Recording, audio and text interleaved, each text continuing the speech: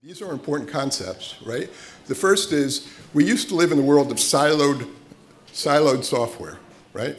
Accounting, development, and every program, in many cases, had its own platform. Like every doctor had their own application, right?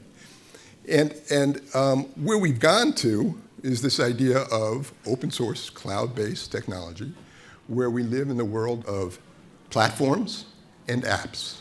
Anybody not have a cell phone in this room? Anybody not have a cell phone? What is the cell phone? What is the smartphone, in fact? That's a platform. If you're on Apple, the platform is iOS. If you're on Samsung, the platform is Android. And on top of that platform, what sits there? Apps. How many apps? 10, 100, 1,000 apps. So it's the world of open source cloud-based technology that has allowed for platforms. We use platforms now, not siloed software. And for our need and for our use and for our interests, we drop the apps on top of that. The other incredible thing that's happened is the diffusion of mobility, right? Everybody in this room has a cell phone. Fascinating is 90% of Americans have access to mobility. As fascinating is 70% of the people, households with incomes of $30,000 or less, have access to mobility. When we talk about serving and connecting with underserved, disenfranchised populations, mobility is huge potential for the nonprofit space. And finally, it's the interconnectedness of it all, right? And so when you take those three kind of ideas, open source cloud-based, mobility, interconnectedness, that is the stuff that's fueling what AI is now working for. That's where all the data comes from, right? So maybe we'll touch on how people are using AI, but not so much. So the key for us is to think about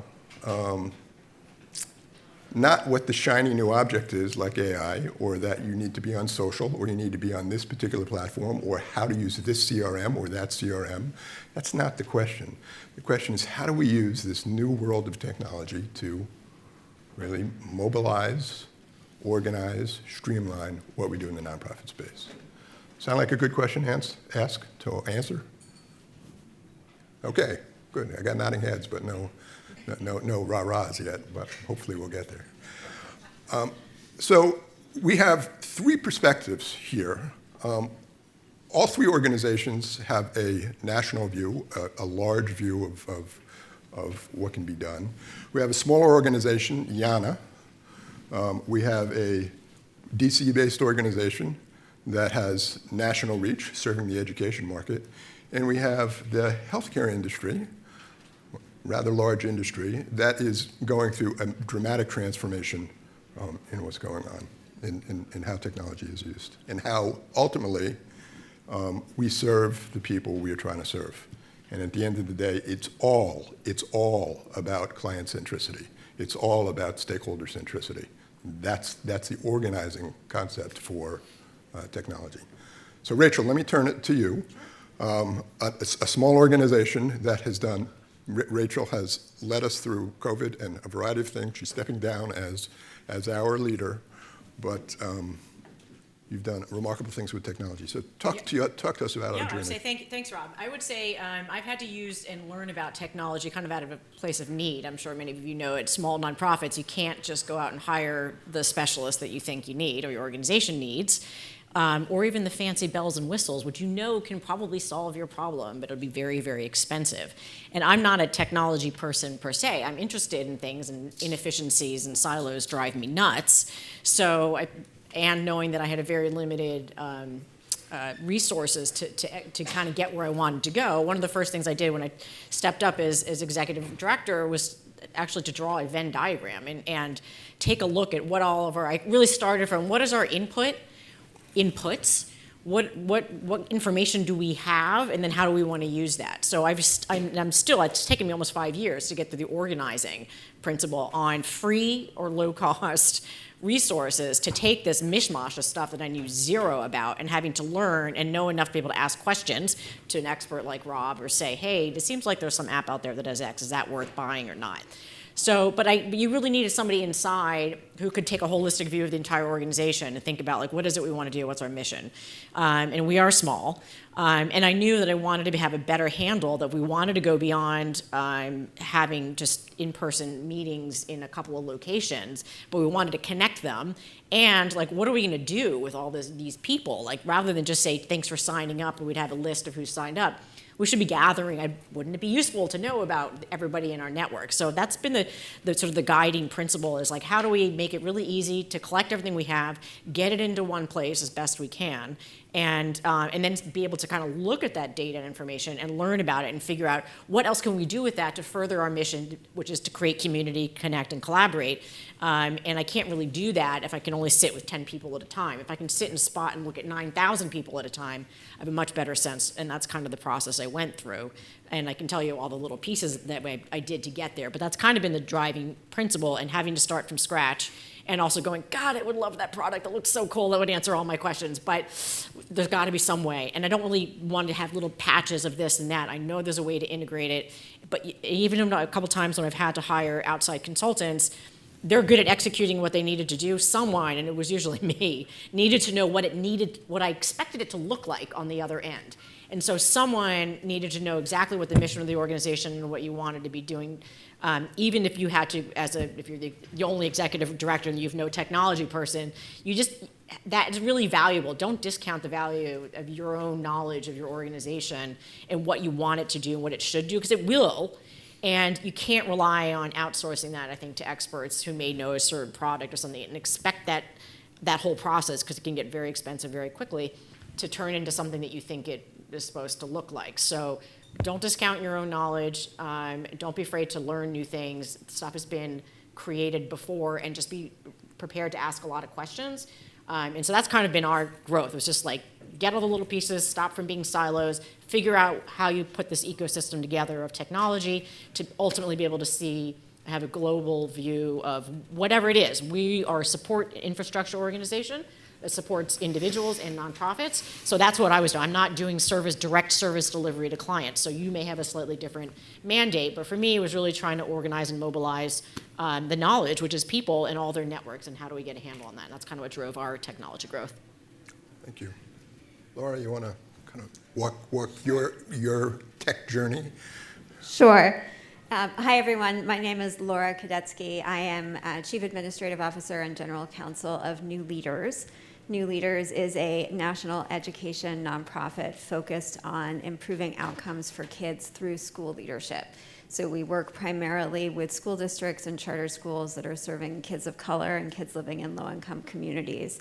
And we have two main focus areas of our work. One is to provide direct professional development and training to school leaders. So think about your school principal, assistant principal, principal supervisor. And the other is an online program that we started to provide aspiring principals training to equity-focused leaders in partnership with HBCUs.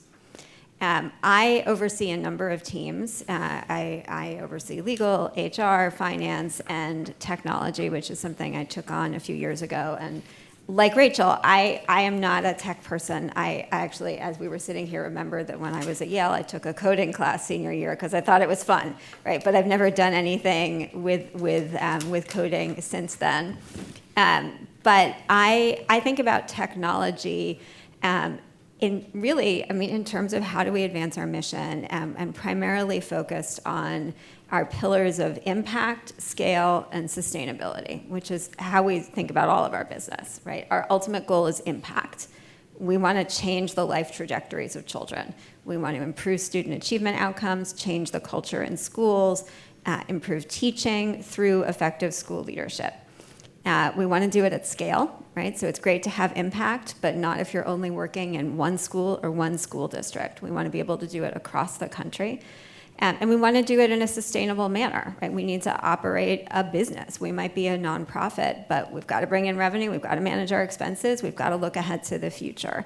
And to me, as the person overseeing our technology team, I view technology as being instrumental in all of those areas, right? So if we think about impact, We are looking at data constantly. So what are our data systems? How are we pulling in the right data, doing it in a secure manner, and making it easily accessible to people? How are we then enabling people to ask questions about our impact? Are we having the change that we want to see? And what are the tools platforms that we can provide that actually support the delivery of services in a way that drives impact? I mentioned our online program focused on aspiring principals. I mean, this was a huge technology effort for us. This is something that when I joined New Leaders 13 years ago, we did in person, one-on-one, on the ground at a huge cost. And now by thinking differently about our delivery mechanism, we're able to reach more people at a fraction of the cost with similar results.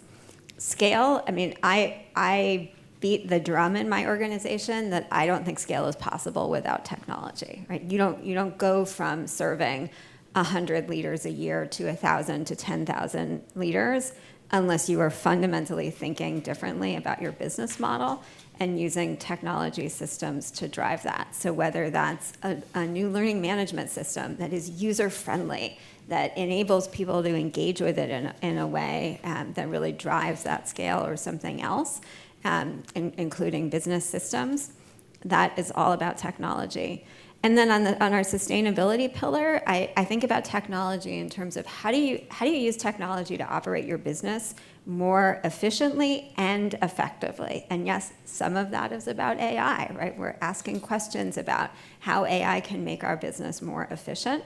But even just thinking about how do we go to teams and say, hey, that manual thing that you're doing, we can automate that for you. Or we can get you a tool that will enable you to do it much, much faster so that your robot friend can do it and you can actually focus on the thing that is most impactful with your time, right? And we can ask those questions and really put in place different models.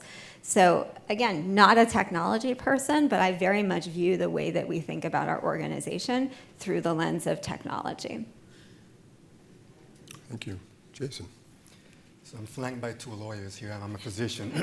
So I'm a family doctor, originally from Bronx, New York, but I've been in Houston, Texas for about 23 years now. I work at the third largest safety net health system in the country called Harris Health, again in Houston, Texas. We take care of the underserved, the marginalized, disenfranchised, underinsured of Houston. So as you can imagine, that's a pretty formative task.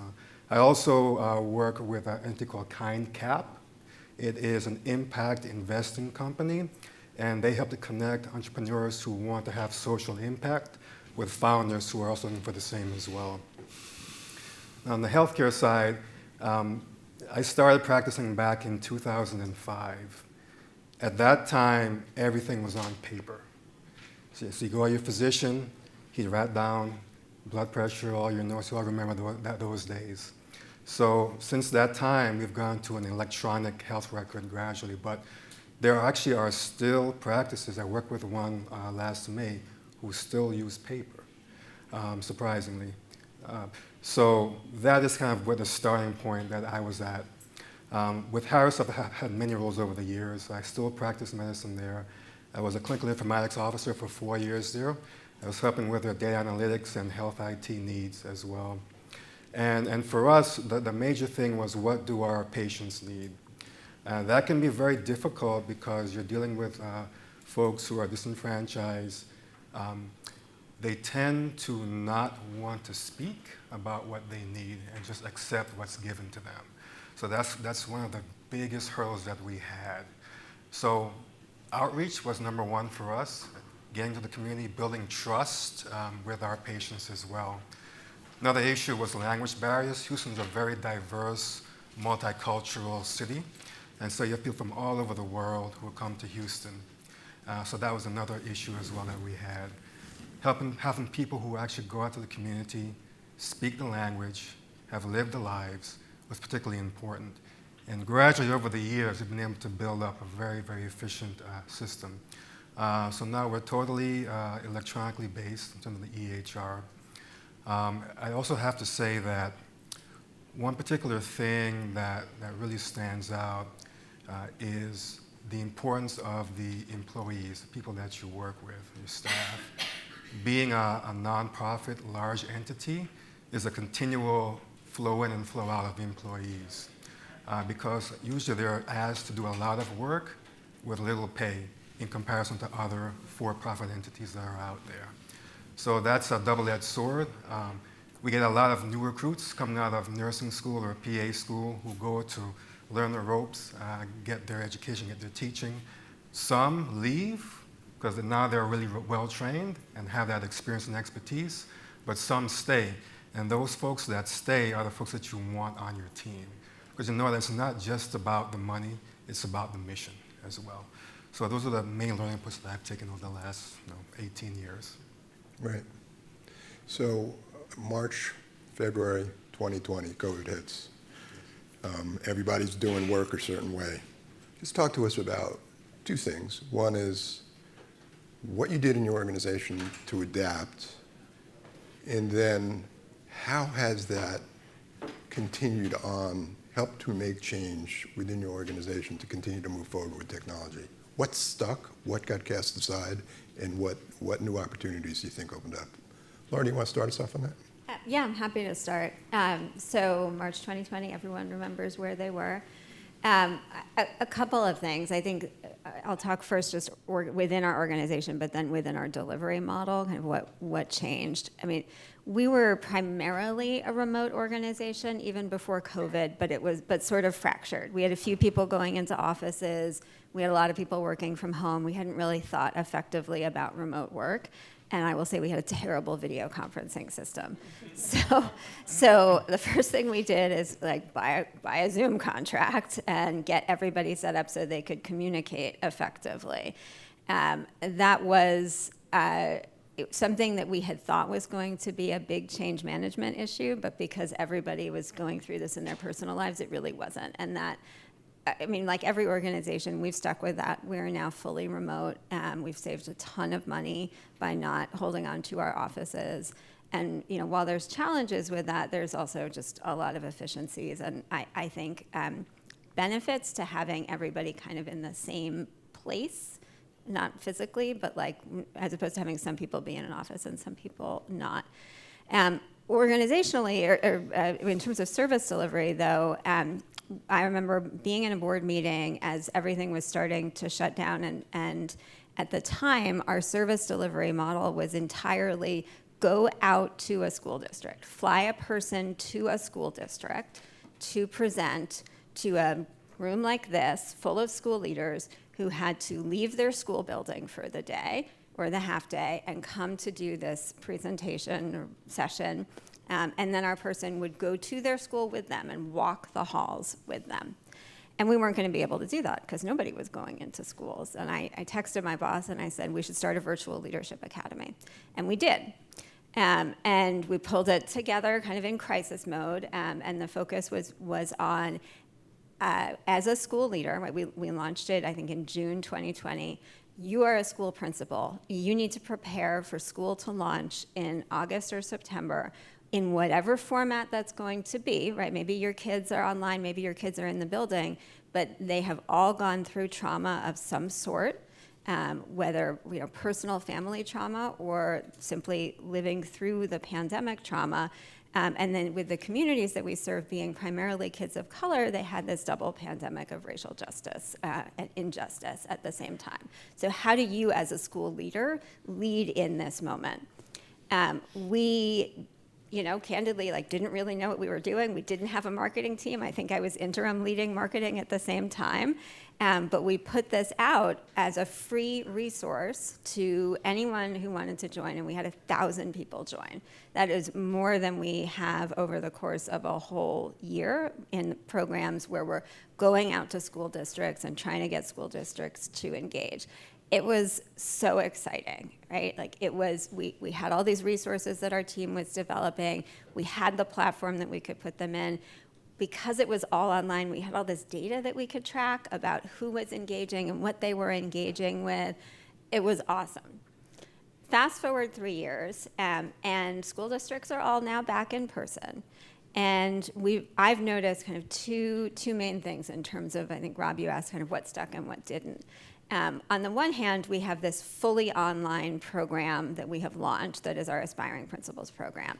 And that is great, but right now it is nowhere near that scale because it's much, much higher touch, right? So our 2020 program was asynchronous. You log in, you look at the resources, you can chat on the platform with other people, you can ask questions and things like that. The program we're doing now, I think we have 100 people in the cohort that started this fall, which is great. It's much higher touch, and it leads to an administrator certification at the end of the program. So it's not meant to be 1,000 people a year. But it's people who want to engage online, right? On the other hand, we're finding that most school districts, while they're still interested in some element of virtual professional development delivery, they aren't really thinking differently about what that looks like. So maybe we're not getting a person to fly to a place to stand in front of a room like this, although sometimes we are, but we're getting a person to stand in front of a Zoom room with this many people, right? So that change management of thinking differently about how do adults learn best, how do we really make change for schools hasn't kind of moved as far as I was hoping it would over the course of 3 years.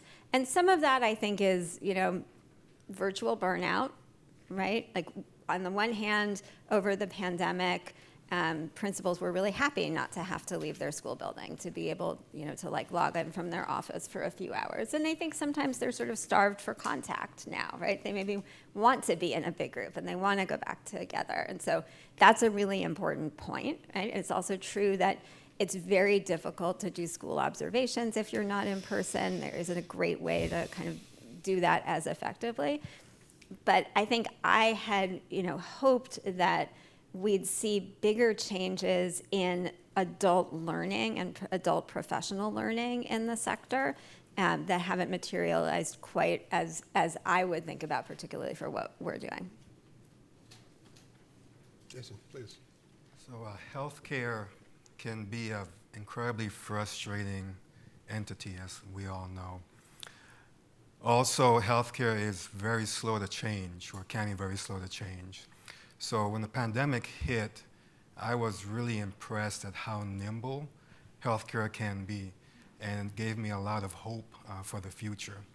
I think that one issue that there were incentives, because, for example, telemedicine, telehealth, there was a big reimbursement issue. So it was out there, but it wasn't being used because you're not getting paid the same amount for a telemedicine visit as opposed to an in-person visit. So certain changes were made, and lo and behold, you can flip in 2 weeks from totally in-person to totally telehealth. So that's extremely encouraging. So that's one aspect. In regards to telehealth, flipping forward, now that pandemic is quelled somewhat. So we were almost 100% virtual, and now we're back to almost 100% in person. And that was really puzzling to me, and I thought quite a bit about that, and we're doing some studies about that as well. And I believe the issue is access. Again, with the people that we're dealing with, our patient population, I know Rob asked the question, how many of you all have a smartphone? So people who live in poverty may just have a flip phone. I have patients that have no cell phone. So during the pandemic, those patients were lost. We didn't know what was going on with them. We had to hunt them down, call them, hey, are you doing okay? How's it going? So I think there's still a digital divide, so to speak, in many communities in the United States. So in that respect, that did not stick. What did stick was that in terms of access, our patients now are able to better access the physicians, better able to access scheduling as well, because access is pretty much the crux of healthcare. If you cannot see your physician, you cannot get good health care. So that's one respect. So I would say leading up to COVID, I was actually very proud of YANA. We were sort of at the cutting edge of using Zoom and some online technologies, thanks to some of our board members, because we were starting to think, how can we take what we're doing in New York City and bring it to a wider audience? So we'd already been experimenting, and just really by luck, we had just separated from the YAA to get our own Zoom license in literally like 2 months, I think, before COVID hit.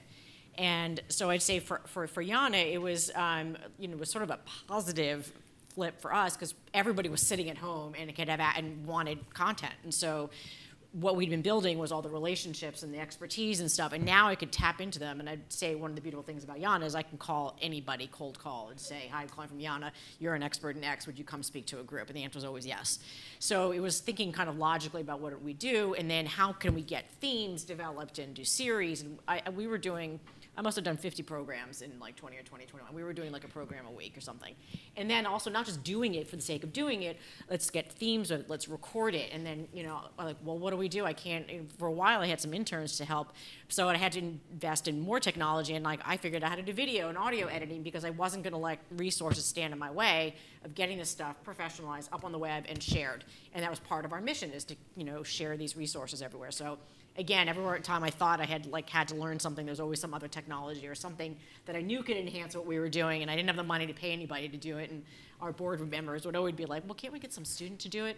No, not really, because it takes a long time, as you try to get interns. But so I would say positive-wise, our audience grew. It exploded.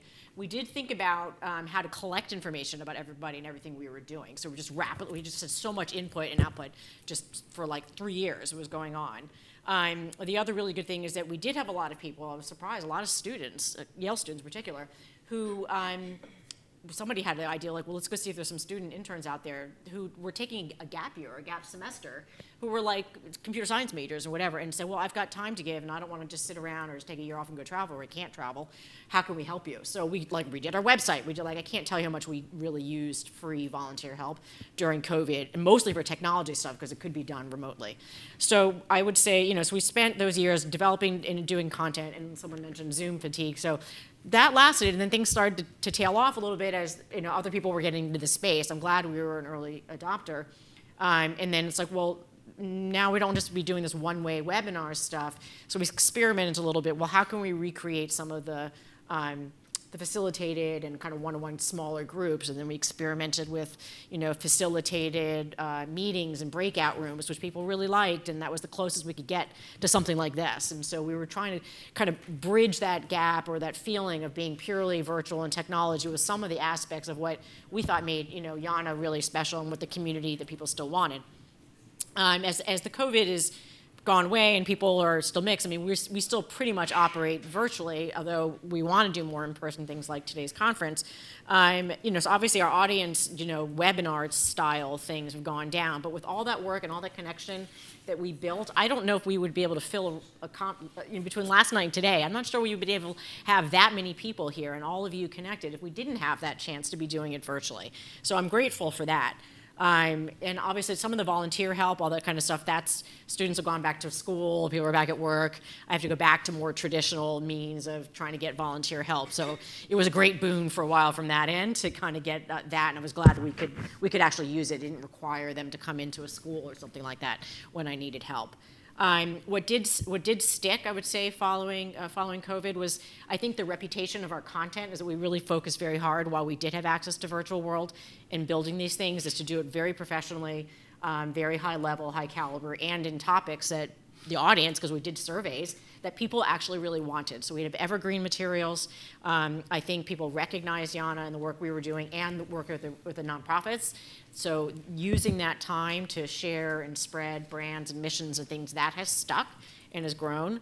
I think we've stayed serious about, and as everybody has, about kind of creating these community and connections. And sometimes we do it virtually and sometimes we do it in person here. So that's stuck as well.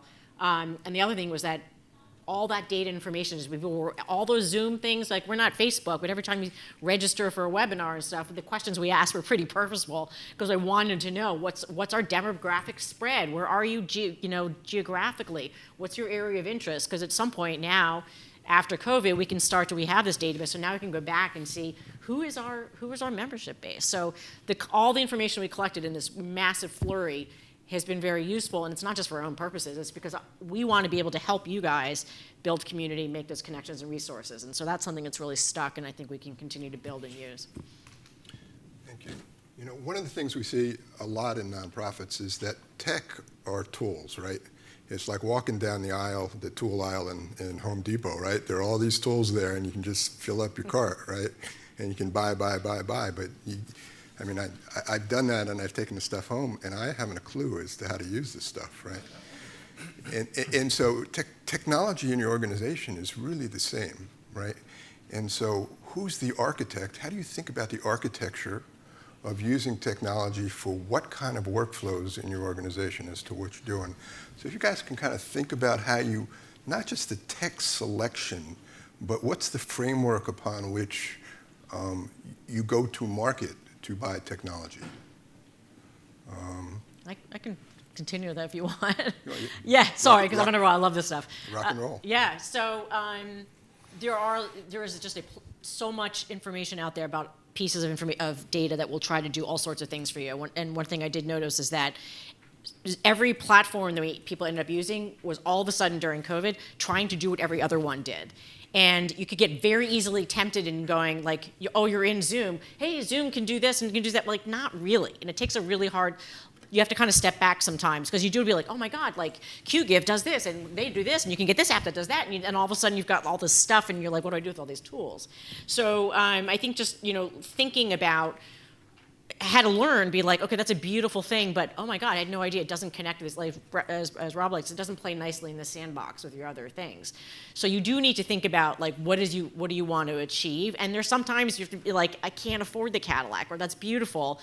I'm going to have to go, maybe spend that money on this piece because that's more central to our mission than using this other piece. So I think really thinking about, there may be a platinum level of stuff. If you had a $10 million technology budget would get you that much better given what your size is. So I think the interconnectedness was our priority. And as you're starting to move from very siloed free things, which a lot of startup nonprofits get because they get you on these free licenses, and then you go in there, and then it's like, oh, you can do this, and meanwhile, the other place is trying to get you to do the same thing, and then you get very confused. So I think thinking about the tools you're grabbing off the shelf or even looking at, and if you like, don't buy into the advertising right away until you can kind of sit back and think about what is it we actually want to achieve, what are our priorities, because we're not going to be able to get everything to do everything, and you're going to have to kind of give and take resources, but keeping your central mission in line. Yeah, Laura, when I hear you talk, I hear you as the architect of the tech stack, so to speak, and the architect trying to define what it needs to look like and what it's supposed to do. Is that fair? And what's your thinking behind that? Sort of. So I have a wonderful person who reports to me, who I would say is actually the architect of our tech stack, who is much more of a technical expert than I am. I work with him to think about from an enterprise-wide lens, like what are the considerations that should be put into place. So some of the themes that I would say he thinks about are, we have our big systems that are kind of the backbone of the organization, right? Our CRM, our accounting system, our HRIS, our learning management system. And we take a much more heavy hand from the technology side in the selection of those systems, right? So we work with our internal client teams to really understand what are the requirements from a very detailed level. We go out to market, we do a lot of comparison, like these are big selection processes, and we live with these systems for a long time. But it's very much about a collaborative customer service oriented process. While also then thinking about certainly security and how those systems interact with then the other apps, the other tools that we pick. So my team does all of the integrations, all the APIs, like all of that stuff. And I will say that my technology team is becoming much more of a technically expert team over time. So we're increasing the number of engineers that we have on the team over people who are who are tech savvy but less technical, basically. With other smaller things on the software side, we have sort of gone back and forth on how much experimentation we allow other people in the organization to do, right? So we don't want to stop someone from trying something that they think will be really helpful for their work. Because one of our themes is the person who is closest to the work probably knows what they need the best. So we tend to say, yeah, go get that free license, right? Like try it out, see if it works for your team. But if you really want to pick something, then you need to loop us in, right? So we picked a calendaring tool. People were really unhappy with a calendaring tool, which sounds simple, but it's not just about internal meetings. It's about for all of our coaches who are coaching principals, how do those principals schedule meetings? How do we collect data from the calendaring tool? How does it integrate with our Salesforce system and stuff like that, right? So we experimented a little bit, and then we were like, okay, we need to step in and help figure out exactly what needs to happen. And that's a change management process in a dispersed nationwide staff where people kind of, they're like, oh, I saw this free thing on the internet. Why don't I go try it, right? And we say, we've had to put some controls in place. So like very technically, I put a control into our procurement system where if anyone picks something that is technology, like there's a drop down, what type of procurement is this? They pick technology and it automatically routes a ticket to our help desk so that the tech team gets a flag. Hey, someone's trying to buy technology. You might want to take a look at that, right? And that's actually worked really well. So those are some of the things that we think about, right? Enterprise-wide view on our key business systems, integrations with other apps, and then some freedom to experiment for the people who are closest to the work. Yeah, a great point that we need to be tech savvy. We don't need to be technologists, and that's really, really important, I think. Jason, you're dealing with big systems change here, and that the idea of change management. I'd love to get your perspective, kind of from three different perspectives. The first is individual adoption of what gets introduced. The second is how we get people to work across the organization using that technology. And the third part, which is so relevant to healthcare, is how do we think about looking beyond the four walls of our organization and recognizing that if we're really talking about outcomes, in many cases, it's not going to happen in those four walls. It's going to happen through collaboration with other organizations in the community and elsewhere. That's so true. I mean, you live that. I mean, that's life experience for you. So individual, in the organization, and then across the organization, if you can kind of give us that perspective. I guess healthcare has become a bit of a golden goose when it comes to tech. There are a lot of software solutions that are seeking a problem, so to speak. Yeah. So that's a big issue. And there are a lot of people that actually buy those solutions not knowing what their problem is.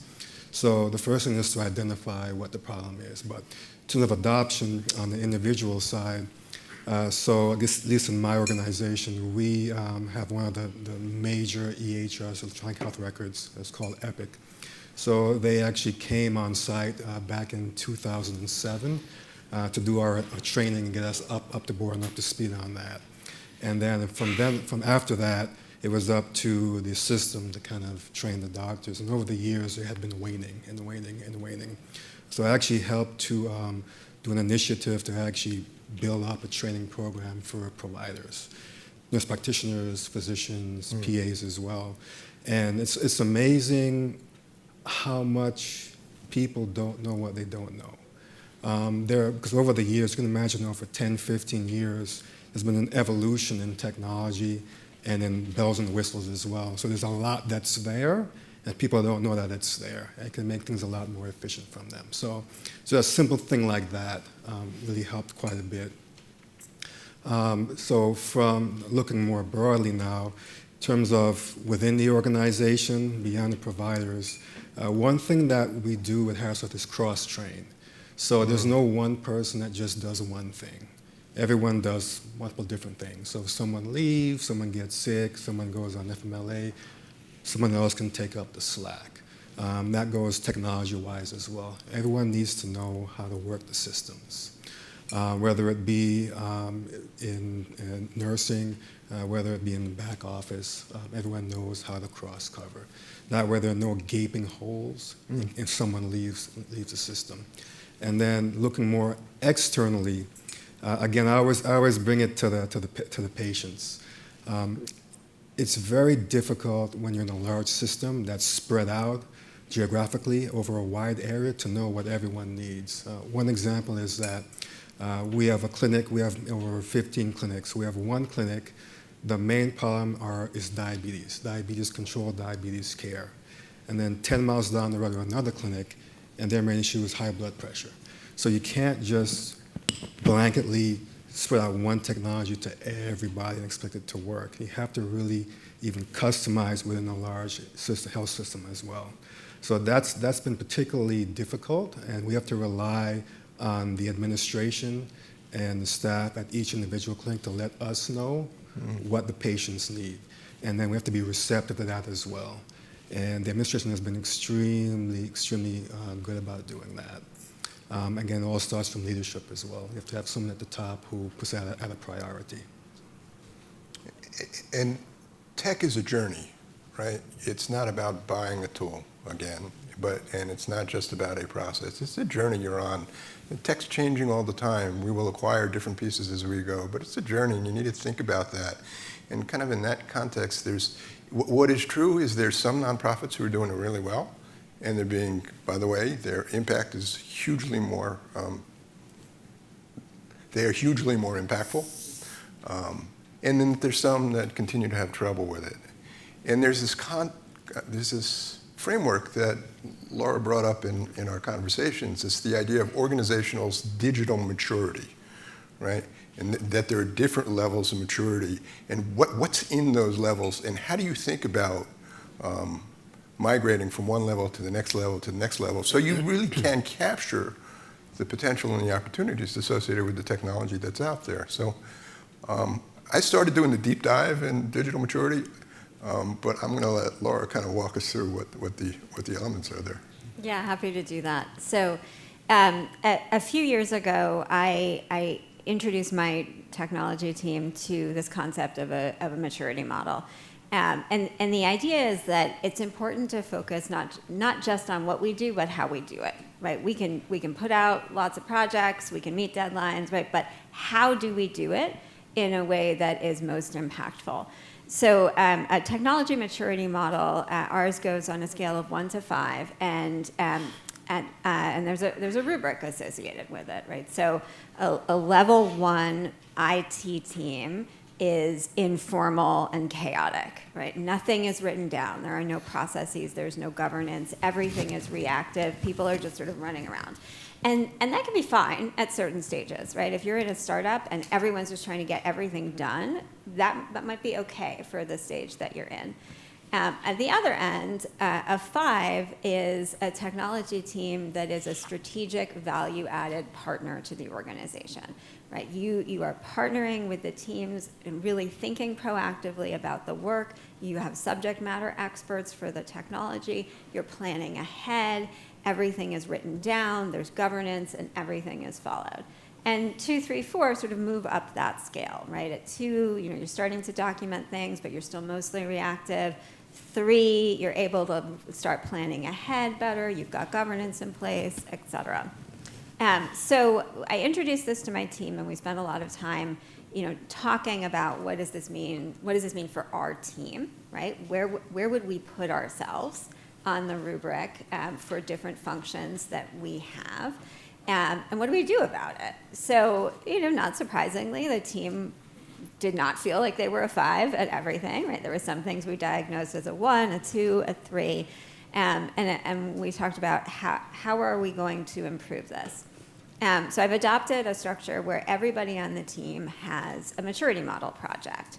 So you have your individual goals for the year, but you also have a maturity model project. And what I tell them is find the most annoying thing in your work life that you think you can make better. You can make it better because you're going to document a process, so you're not looking through emails all day long, or maybe there's a tool that you can use, or an automation, or something like that. And make that your project. Diagnose where it is on the rubric. Diagnose where you think you can get it, right? Not everything is going to get to a 5. Sometimes getting from a 1 to a 3 is a great achievement, or a 2 to a 4 is a great achievement. And then work on it, right? Figure it out, explore it, talk to other friends on the team. And then when you reach your goal, pick a new one. And so through this approach, we've really been able to make incremental change in how the team does its work. The projects that people have picked have been quite varied. Our person who does IT training for new staff said, you know what, I'm going to try to make some of my onboarding asynchronous because I'm doing all of these live trainings over and over and over again. What if I could make how-to videos? What if I could do this? So that's the kind of thing he's been tackling. I have another person who said, you know, we have our help desk case queue, but we don't get good data out of it. If we could get good data, maybe we could get ahead of some of the problems that people are having by providing them solutions or training manuals or something like that. So I'm going to set up data structures for our case queue, analyze it, put workflows in place, and she's significantly improved how we've been able to respond to staff, because now things are routed in the right place, or there's an automated response, or a set of links we can send people to. So it's been a really successful framework for our team to focus on how do we operate more effectively. I've then rolled it out to all my teams. So everyone on HR, legal, and finance, everybody has a maturity model project. And you know, they're doing really cool things, and some of it is about using our technology tools differently, right? On HR, how do we think about using some of the tools that are available within ADP, which is our payroll and HR system, to automate employment verifications, for example, which currently somebody is doing one by one whenever we need to respond to an employee's need for an employment verification. So it's been really neat to see the team tackle different challenges in the way they do their work, very much technology enabled, and using this as a structure and framework. Great. One of the things to think about in that conversation, what you hear there in operation, you hear apps on platforms, no coding required. Apps on platforms, no coding required. Why is that key? It's faster, and it's empowering. There's an amazing thing about technology that when it was centralized, it was a very disempowering thing to a lot of people in the organization. With apps on platforms, mobility, it's increasingly empowering and giving our organization to be tech savvy and use technology well and not be beholden to the mechanic of that technology. Let me open it to questions now. Yeah. Sure, go ahead. Yeah, do I need a mic? It's fine if I open the microphone. Nope, it's coming.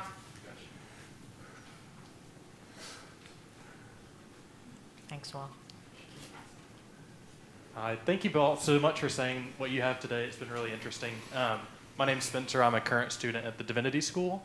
Prior to this, I was in healthcare and law, nonprofits, got an MBA, but ultimately went to the Divinity School and have started this journey because I believe that I felt improperly equipped to sort of understand how to navigate culture within a nonprofit and building a healthy culture. I think all three of you have really interesting ways to think about, you know, how do you build a culture in conjunction with technology and your own perspectives, because I think, Laura, you said that you're completely virtual, your team. Jason, almost back to 100% in person. And then Rachel, you know, reaching out to community partners all across the country. Would love to hear different ways that you all have tried to leverage technology and also maybe some shortcomings when it comes to technology and culture. I don't know, I think it's kind of having a culture that embraces technology. I mean, I don't think we would be able to do if I didn't have a board that was sort of thinking about it and pursuing how do we be more efficient, and a culture of a little bit of experimentation. I like Laura saying, you know, leaving some flexibility to try stuff, because if you don't have your head in the sand, you're going to get some advertisement about something. People are going to care about different things, and you want to be able to have other advocates out there who can look at that. And so just emphasizing, like, hey, I can't be on top of it. Maybe we don't have a tech team, but, you know, each one of you doing whatever it is you do in your organization, let us know if you hear about something or something seems that we could fix it. Like, so that is part of the culture, I guess. I don't know if there's another aspect of your culture question that you're talking to, but that's my response is the idea of innovation and curiosity with respect to technology in this case as part of the culture of the organization. What you guys should answer? Yeah, sorry. So I have to say that when we think about technology, people focus on the tech part quite a bit.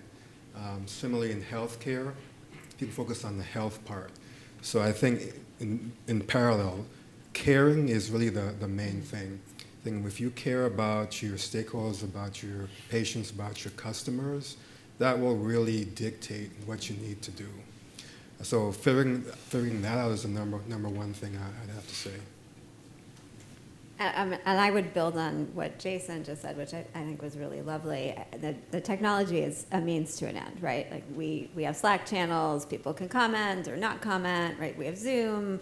All of that are ways to enable people to engage. And, you know, with 160 people around the country doing different jobs, there's varying levels of engagement and varying levels of tech comfort. What I think about is, like, how does my team help serve the people in the organization who need to use tech so that tech is not a hindrance? Because really the tools should be, I mean, kind of invisible to the work that people are doing, so that it's only visible when there's a problem, right? Because you want your technology to enable the impact, enable the scale, not be the thing, basically. So when I took over leadership of our technology team, I really pushed pushed through a transformation in the culture of our team, right? To think about, how do we focus on customer service?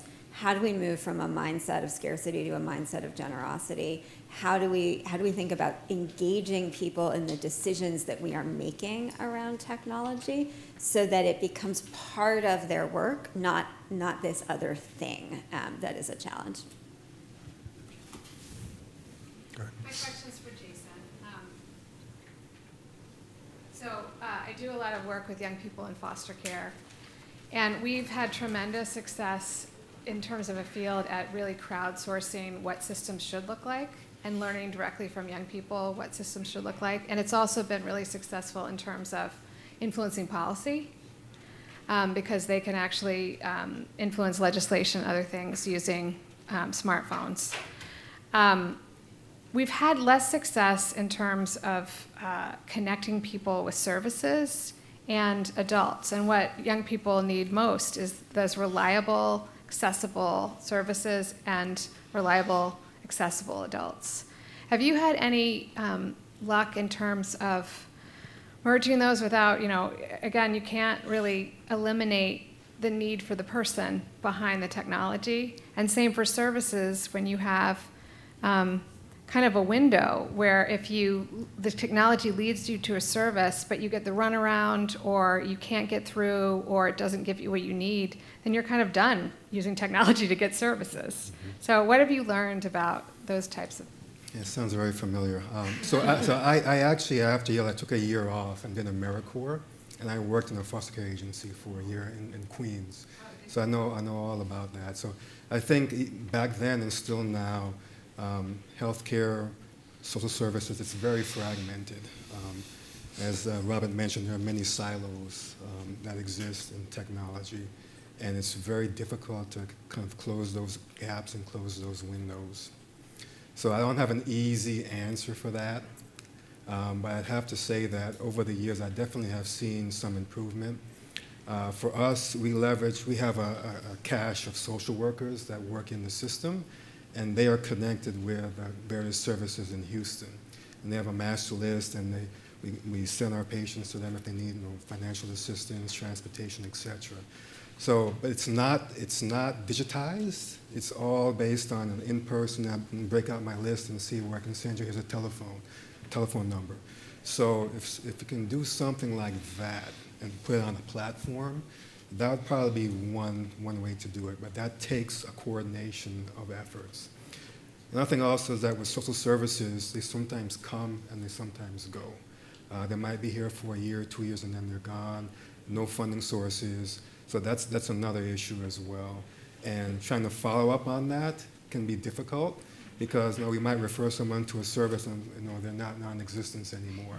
So again, digitizing and having a platform where everything is vetted and tracked would be one way to do it. Just needs somebody, some entity to do that. Let me just grab. Okay, go ahead, please. So keeping in mind what Jason said about sometimes you don't know what you don't know, and the purpose of the panel here to maximize missions, where do you think that nonprofits should start? Because it seems like there's a wealth of opportunities in the 3 pillars that Rob mentioned about mobility, interconnectedness, open source, cloud-based, and then the sort of individual adoption, internal adoption, external collaboration, and then the finding of inefficiencies and working on that internally. Like, it seems like you could start and get overwhelmed with all the different choices. Should you get a consultant? Should you just pick one and see where it goes? Like, what would you recommend? I think, Jason, you said this, which is like, what's the problem you're trying to solve? And I would ask yourself that first, because there's an app for everything, right? You could adopt a whole bunch of different solutions, and they may not be the right size or the right fit. But if you know what your goals are and what your problem is, you can start to.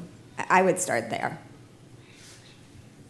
I'd also add that it's good to know who your stakeholders are. Now, the word stakeholders can mean different things to different people, but basically a stakeholder is if this person can say something or do something that can mess up your project, that's a stakeholder. So you have to make sure that you know what they want and that they're fully on board with the solution. I'd also say that in project management, it's really important to have a sponsor, someone at the C-suite level, who will kind of go to bat for you, who definitely is aligned with the mission, and when things get hot, they'll be able to take the heat for you as well. That's a good point. Yeah, and I'd add to that workflow. Think about the problem. Think about how you want to get to the solution. Map that out before you even think about the technology. Right? Sure.